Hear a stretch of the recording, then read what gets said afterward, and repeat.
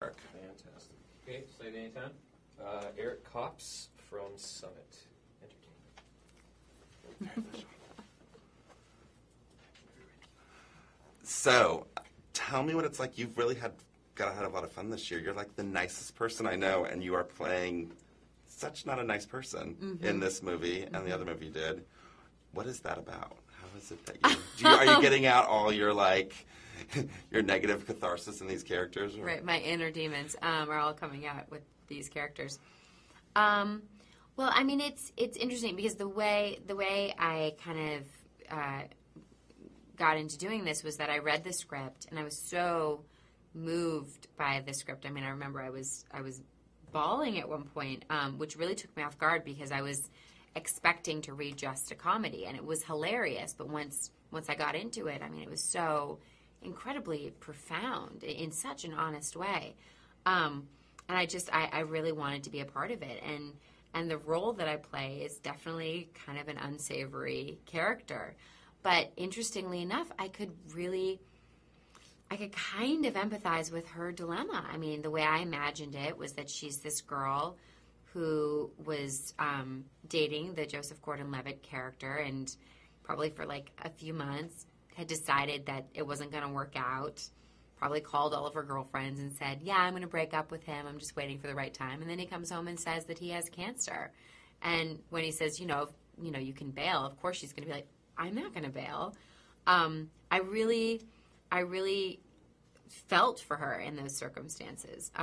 Now, I have no respect for any of the choices she made after that point, but it was a very interesting, I think, very truthful kind of circumstance. I think she, in a way, as well, represents the fact that, I mean, these are all people in their 20s that are still figuring out who they can rely upon. They're just trying to figure out whether or not a certain person is right for them, and in this case, he's battling cancer, and the woman that he's with is completely the wrong woman to go through that struggle with.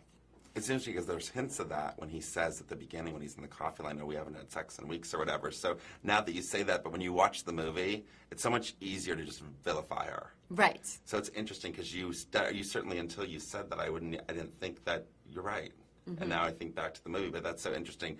But was it fun to be mean, and was it fun to sort of do that stuff, or were you feeling like conflicted? I felt like, just in terms of playing the character, it was really fun to play a character that was so kind of like oblivious. Like that's sort of how I played it. Was that like they weren't totally.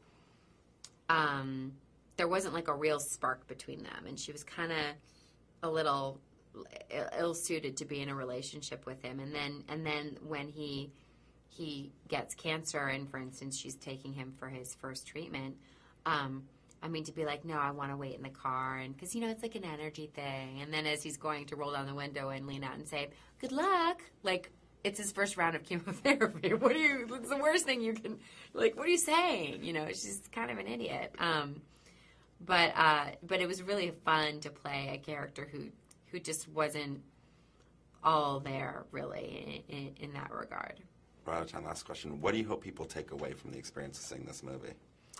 I mean, like I said, the thing that stood out most to me when I was reading the script was this incredible story of friendship between these two guys going through something very intense together, but they deal with it in a really